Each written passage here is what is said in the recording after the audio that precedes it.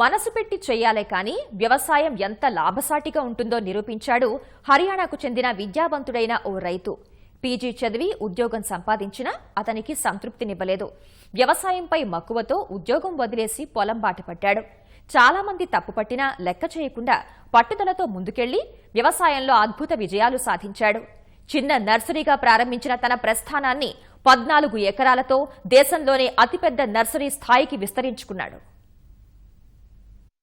హర్యానాలోని దద్లూ గ్రామానికి చెందిన హర్బీర్ సింగ్ 1995లో చిన్న నర్సరీని ప్రారంభించారు.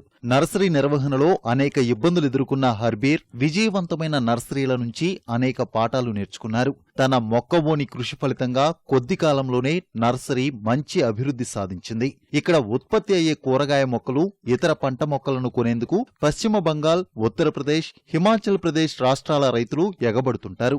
డిమాండ్ అధికంగా ఉండడం వల్ల రైతులు తమకు కావలసిన వాటికి ముందుగానే అడ్వాన్స్ చెల్లిస్తుండడం విశేషం. స్థానిక వనరుల మిళితంతో ఆధునిక పద్ధతుల వల్లే ఇదంతా సాధ్యపడిందని హర్బీర్ సింగ్ తెలిపారు.